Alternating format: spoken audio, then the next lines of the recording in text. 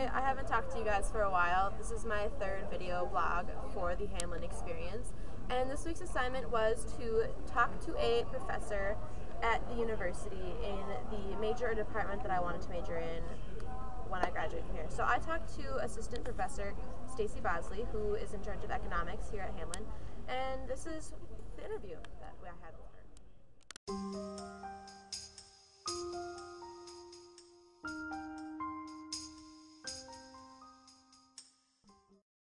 So for econ, you want to start out, first year would definitely be micro and macro principles to start with, statistics and calculus. That's kind of your baseline courses that you need for anything beyond that.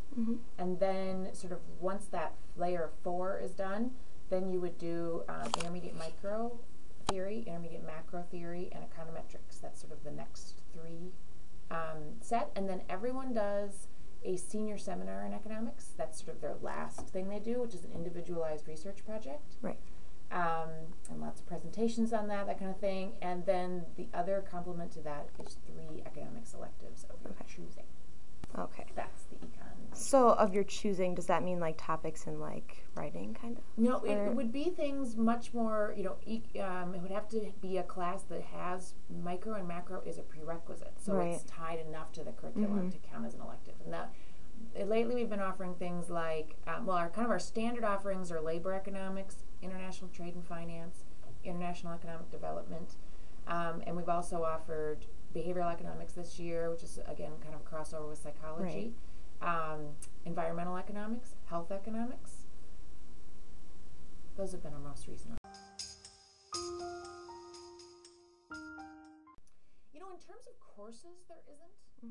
You know, except for that the very first 3 that I mentioned, micro, macro, and statistics, is common with the business major. Overlap with other majors, you know, again, in terms of some of the content it hits, like poli-sci. A lot of the students I have that are taking poli-sci have, you know, international economic, you know, sort of, I can't remember the name of it exactly, but they definitely touch on, or they have classes on, you know, national politics, and they talk about the deficit and, you know, debt and all those kind of things, right? Psych has some crossover, or it can,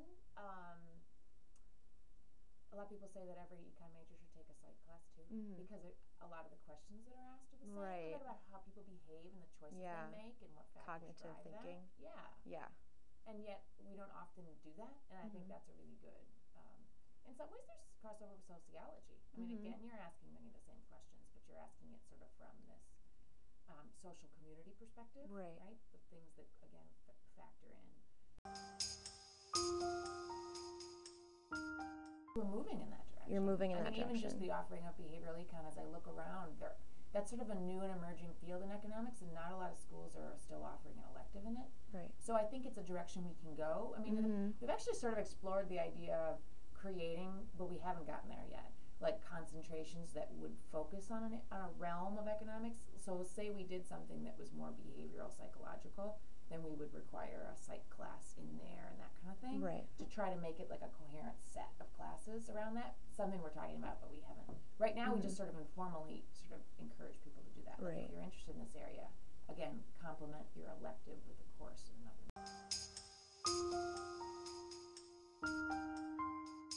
It tends to go on some different paths. So one path I would say are the same. In some ways, they're competitive for the same kinds of jobs that, say, our finance majors are. Things like sort of analytical jobs where you have to have some demonstrated sense of, you know, comfort with analytics. You may or may not have applied. So we definitely have people that kind of go into the financy area, or analysts. We have people that sort of go into general business, but again, I think that their strength often is that they complemented that with sort of this analytical